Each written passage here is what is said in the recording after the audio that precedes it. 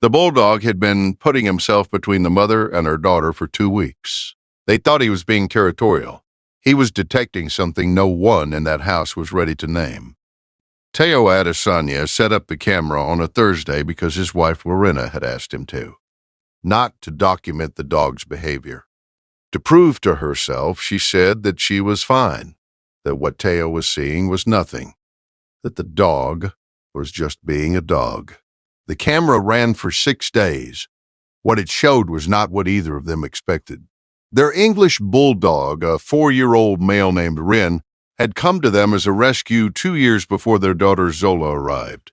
He was stocky, deliberate, slow-moving, the kind of dog who made observers describe him as a small old man in a suit. And he had been comfortable with Zola from the start. Not enthusiastic. Comfortable. He had adapted.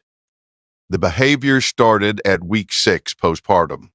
Teo noticed it first because he was the one home most during the day.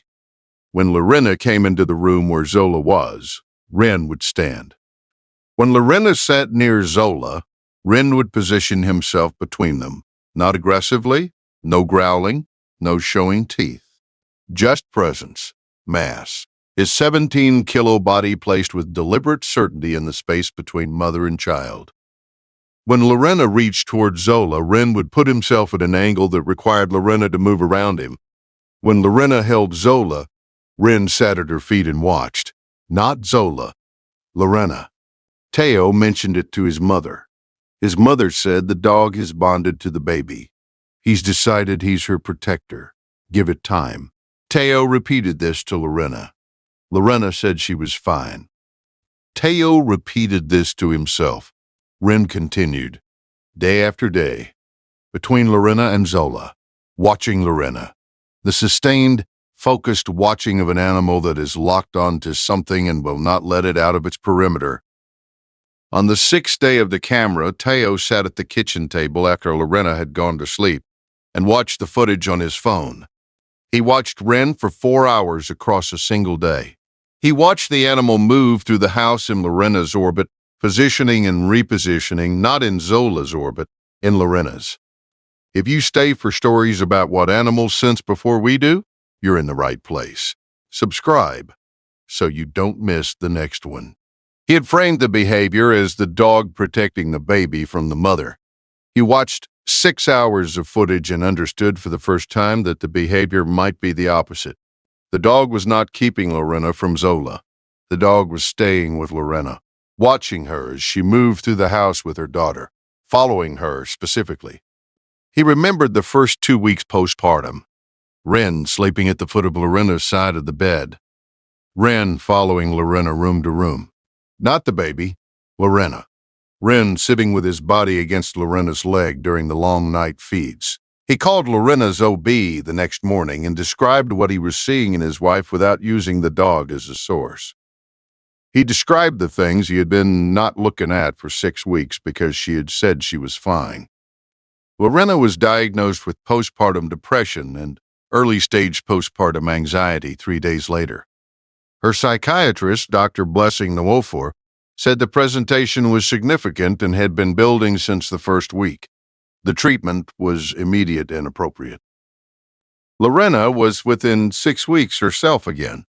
Has your dog ever done something you couldn't explain until it was the only thing that made sense? Tell us in the comments. These stories deserve to be heard.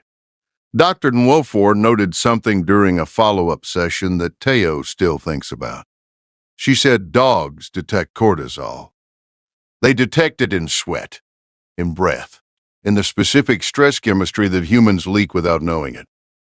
A dog that is bonded to a person will monitor that person's cortisol signature with the same consistency a continuous glucose monitor tracks a diabetic's glucose.